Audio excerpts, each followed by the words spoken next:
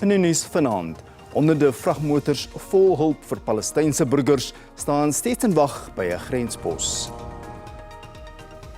Die Springbok-kaptein sê sy span word begeester deur die mense by die huis. En 'n skildery van Renoir is in Kaapstad te sien voordat dit opgeveil word.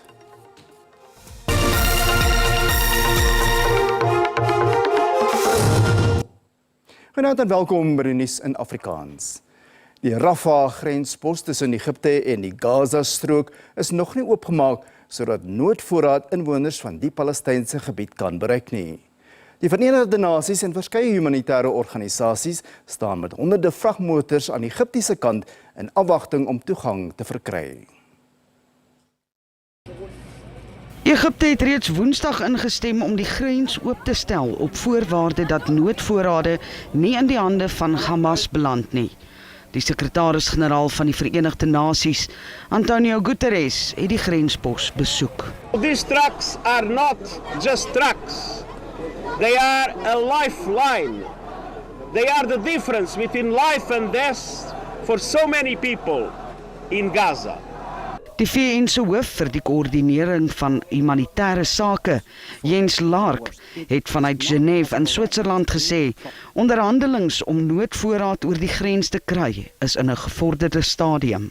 There's been a blackout for 9 days now. There's no power. So things, hospitals, whatever, is running on fuel, on generators.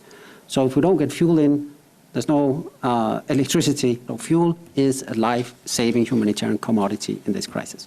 Naby 'n VN-skool en VN-noodleningsagentskap in Khan Yunis, in die suide van die Gaza-strook, skuil talle Palestynë. Die VN-agentskap is lank voor die jongste konflik opgerig en werksaam. لما وصلنا لهذا المكان كان مشي يعني احنا من معسكر جباليا. Randa Hamuda en haar familie het van die Jabalia vlugtelingkamp in die noorde van die Gaza-strook te voet na die selfopgerigte kamp gevlug. Sy sê Gaza is soos 'n vlugtelingkamp in 'n vlugtelingkamp. Daar is nog nie duidelikheid oor wanneer die Rafah-grenspos vir noodvoorraad oopgestel gaan word nie. Dit bly 'n oop vraag wat van die Palestynë sal word, sou Israel se grondaanval begin. Egipte het voorgestel dat Israel die Palestynë na sy eie woestyn moet verskuif totdat sy gevegte met Hamas in die Gaza-strook verby is. Egipte het dit duidelik gemaak dat Kaïro nie gedwing sal word om miljoene Palestynse vlugtelinge in te neem nie. Die Demokratiese Alliansie sê 'n mosie van wantroue is een van die stappe wat hy oorweeg teen die parlementêre spreker Nosiviwe Mapisa-Dakula. Die spreker het tydens die debat oor die nuwe openbare beskermer, die DALP Glenys Breitenbach, uit die parlement gesit. Breitenbach het beweer dat 'n verhouding wat advokaat Koleka Tlaleka gehad het, in die verlede bygedra tot haar bevordering. Die opmerkings het verwys na 'n beweerde verhouding wat sy gehad het met 'n voormalige baas. Die implikasie is gemaak dat Tlaleka in die verlede bevorder is weens die verhouding. If you will not, Honorable Breitenbach, you may leave the house. Die DA-leiers was ontevrede met die bevel. You are dishonest, you're a liar, you do not follow the rules of parliament, you are a disgrace, you should not be sitting there.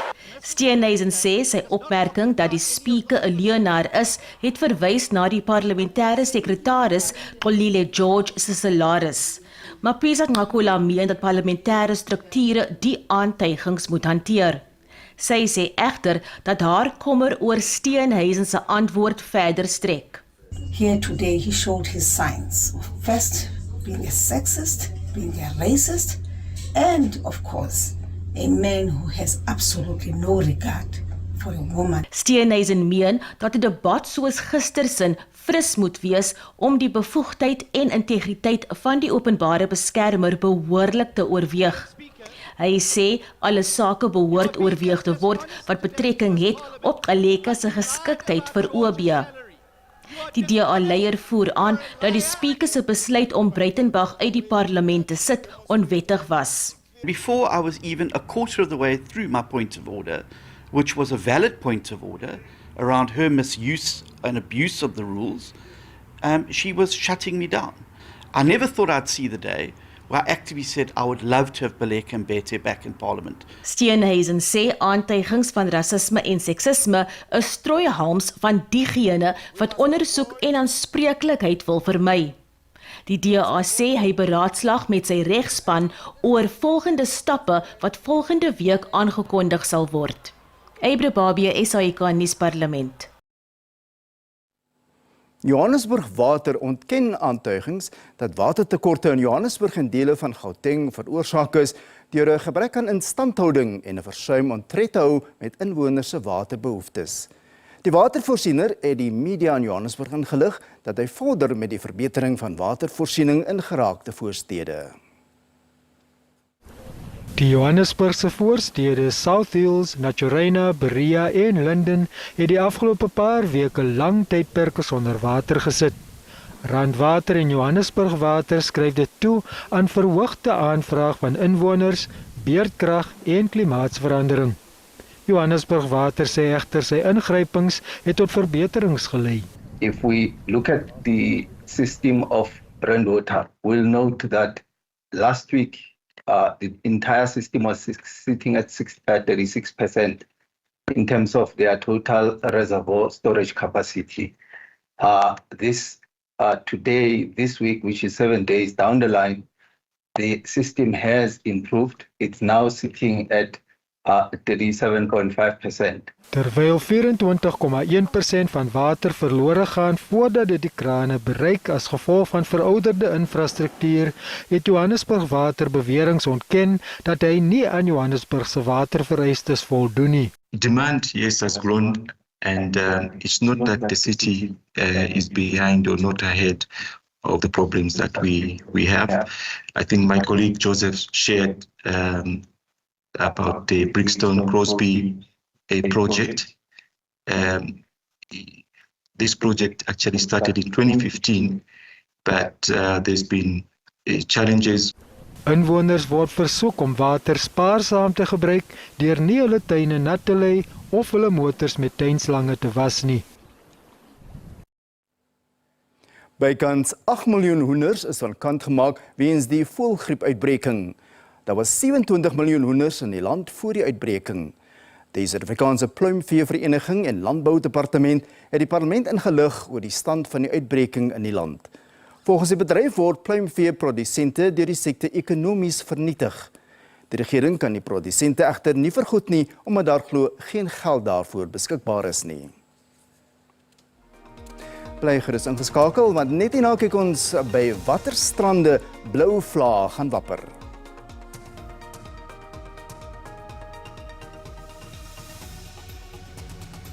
En 'n kleurryke muurskildery verbreek die stigma van geestesiektes.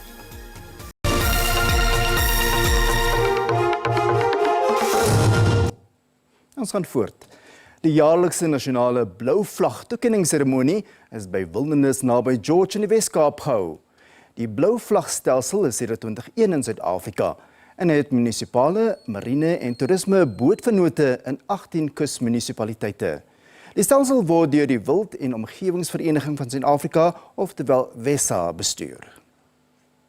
Strande in die provinsie is verlede maand erg beskadig deur reusegolwe. Die tuinroetestreek is veral swaar getref, maar dit het nie hul blouvlagstatus belemmer nie. 'n Blouvlag sal voortaan wapper in Victoria Bay en George, saam met die voorheen bekroonde Wildernis en Heralds Bay. Lentjiesklip is ook bygevoeg as 'n loodsprojek. Ons is natuurlik baie bly dat Lentjiesklip nou bygekom het as 'n loods blouvlagstrand. Die Hessequa munisipaliteit kan spog dat al sy strande blouvlagstatus behou, met Gouritsmond wat vir die 15de agtereenvolgende jaar bekroon is. Ek moet sê dis die positiewe ondersteuning van ons raad, asook die samewerking van ons munisipale bestuurder, meneer Albert de Klerk, en my direkteur tegnische dienste, meneer Werner Manu, maar ook met al die ander amptenare wat betrokke is. Om blouvlagstatus te bereik, moet meer as 30 verskillende kriteria nagekom en gehandhaaf word. Dit sluit in watergehalte, omgewingsopvoeding en inligting, omgewingsbestuur, asook veiligheid en dienste. Dit is 'n internasionaal erkende status vir strande, marinas en bootoperateurs. Die blou vlag beteken dat die En die munisipaliteit 'n baie goeie werk doen om die fasiliteite te bestuur. Wesa het ook sy groenkusstatus toegeken aan minder ontwikkelde kusgebiede en strande met die doel om spesies, habitatte en kulturele erfenis te beskerm. Tanya Krause, SABC Nuus, Wildernis in die Wes-Kaap.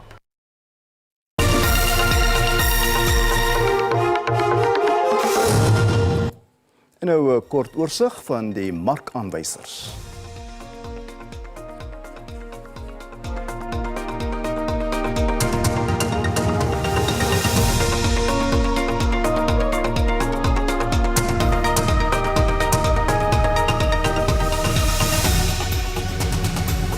En op die JSE-termynmark het die pryse van landbougewasse verlewering in Desember hoofsaaklik gestyg. Dit milies kos R4.034, dit is R135 duurder. Koring se pryse is R6.150, dit is R9 meer. Sonneblom is R8.802, wat R18 duurder is. Die prys van soja is R9.449, wat R47 goedkoper is. Geestesgesondheid is op die sakelys danksy 'n kleurryke projek in Woodstock in Kaapstad. 'n Muurskildery om die stilte en stigma rondom geestesiektes te verbreek, val saam met Geestesgesondheidsbewusmakingsmaand in Oktober. Die kunswerk is ontwerp om mense in te lig oor moontlike hulp en om die wat in stilte ly hoop te gee. In skerp kontras met die kleurryke skepping teen die muur, kan mense wat aan geestesiektes ly, soos depressie en angs, soms voel asof hulle in 'n donker gat sonder uitkoms is. Die projek se woordvoerder sê luidens statistiek leef 1 uit 5 Suid-Afrikaners met depressie. Indien dit nie behandel word nie, kan dit 'n lewensgevaarlike toestand wees. Depressie byvoorbeeld affekteer 1 in 5 mense in Suid-Afrika. Dit is 'n geweldige ernstige en 'n baie verrykende siekte. So ek dink dit is so belangrik vir ons om meer daaroor te praat en om die deur oop te maak vir mense om 'n gesprek te begin en om te sê wat gaan hier aan? Kom ons praat oor depressie. Kom ons breek die stigma wat nog steeds bestaan rondom geestesiektes in die land. Die muurskildery is gedoen deur 'n bekroonde Kaapstadse straatkunstenaar. Hy sê hy het aanklank gevind by die projek en het onmiddellik ingestem tot die ontwerp en uitvoering daarvan. Volgens hom gee hy op die manier terug aan die gemeenskap. This specific artwork, it's talking about reaching out to your loved ones and your friends, seeing if they're okay, and just being there for one another. And I got people hugging, because I think that's really important, to show affection to our loved ones and our friends, and checking in if they're okay. Jennings sê omdat geestesiektes nie noodwendig fisieke simptome het nie, word dit dikwels verontagsaam en nie korrek behandel nie. Mense kan uitkyk vir byvoorbeeld iemand wat drasties gewig optel of gewig verloor. Dis een van die tekens. Mense wat buite karakter begin optree, soos byvoorbeeld iemand wat gewoonlik baie uitgaande is en baie ekstroverties is, wat ewe skielik teruggetrokke word en introvert word. En dan kan 'n mens ook kyk vir mense wat ewe skielik net bedruk voel. En dis nie noodwendig, want ons almal voel baie keer hartseer, maar mense wat ly met aan depressie voel dikwels vir 'n baie lang tydperk baie hartseer en daar's nie noodwendig 'n spesifieke rede wat daaraan gekoppel is nie. Wanneer die skildery voltooi is, begin 'n digitale veldtog om hom te projekteer op 'n aantal Suid-Afrikaanse landmerke, soos die Uniegebou en Tafelberg. Vanessa Puna, SABC Nuus, Kaapstad. Argentinië sê sy plek in die halfeindronde van die rugby wêreldtoernooi in Frankryk is welverdiend en te danke aan harde werk. Los Pumas pak die 3-malige kampioen Nieu-Seeland vanaand in die eerste halfeindstryd van die naweek in Parys. Argentinië moes verlede naweek diep delf om Wallis in die kwartfinale te klop. Hulle gaan vanaand vir die 3de keer in die halfeindronde van rugby se spogtoernooi in aksie wees. Die Argentyne kon egter nog nooit die eindstryd haal nie. Los Pumas sê dit is nie 'n vloekskoot dat hulle vanjaar reeds so ver gevorder het nie. Dit het bloedsweet gekos, terwyl hulle ook baie ondervinding in die rugby kampioenskapstoernooi opgedoen het. We earn it to play them twice a year, every year, by entering the rugby championship. And for me, definitely it's very important that because it gave us the opportunity to compete every year against the best like South Africa, New Zealand, Australia. and that helped us a lot to develop. Die Nieu-Seelanders verwag 'n fisieke stryd, veral by die afbreekpunte en verwoede duikslae van die Argentyne.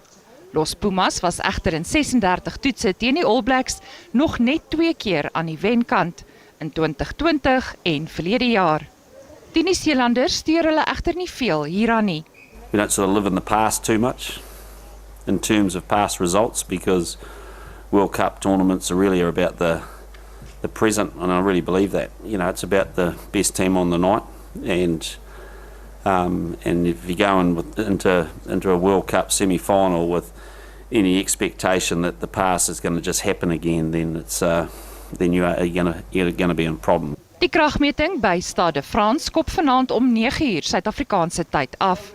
Liesel Olivier, SABC Nuus. En ten slotte, die afslaer Strauss & Co sal die eerste op die vasteland word wat 'n skildery deur 'n wêreldberoemde kunstenaar en een van die stigters van die impressioniste beweging verkoop.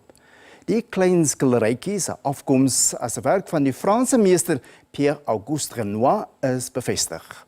In 'n seldsame geleentheid word die publiek genooi om die werk in persoon te sien by die Brickfield Canvas Atelier in Woodstock in Kaapstad voordat dit onder die hamer kom. 'n Groot geleentheid het die kunshistorikus Lee Leide te beurt geval. Sy was die hoofnavorser vir die werk deur Pierre-Auguste Renoir. Lemoene en sitrus is in 1912 geskilder in die kunstenaar se tuiste in die suide van Frankryk toe hy 71 jaar oud was. Die later periode van sy oeuvre word beskou as een van sy rykste. Renoir was egter in baie pyn as gevolg van artritis wat sy hande aangetas het.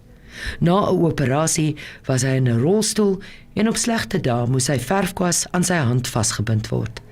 Dit het egter nie die meester se passie vir skilder gedemp nie. He really imbued joy through his painting. I think Renoir was really a person that wanted to capture beauty and wanted to capture the joy of life, which I find really interesting in contrast to the condition of his life towards the end of it. And I think that's really a testament to him having quite a sunny disposition. You can see it in the painting. Die skildery het sy weg vanuit 'n galery in Parys, Frankryk gevind na New York, waar dit in 1977 opgeveil is. Dit is uiteindelik na Suid-Afrika gebring, waar dit deel van 'n privaat versameling geword het. Die werk is onlangs weer na Parys geneem om die egtheid daarvan te bevestig. 9 spesialiste het bevestig dat dit beslis Renoir is en dat een nog nooit in Afrika gevind is nie. Renoir word beskou as een van die voorste kunstenaars van die impressionistiese beweging. Daar is verskeie redes vir die ontstaan van impressionisme, maar die ontwikkeling van fotografie word beskou as een van die katalisators. Photographs meant that you could capture the moment in an instant, but could you capture the essence of a moment? And that's where the painters were really trying to capture that. Can you capture the essence of a lemon in the south of France, in that particular light hue, in that moment that you're feeling in the garden while you're painting on a canvas? And that is really what Renoir captures so beautifully and elegantly in this work.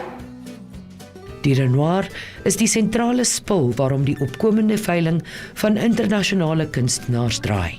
Daar is egter ook werke van Jeff Koons en Marc Chagall wat aangebied word. Belangstelling van reg oor die wêreld vir die skildery is groot en dit gaan na verwagting 'n goeie prys haal. Mariska Botha, SABC Nuus, Kaapstad. En op die kunstige noot groet die Afrikaanse redaksie. Geniet die naweek en totsiens.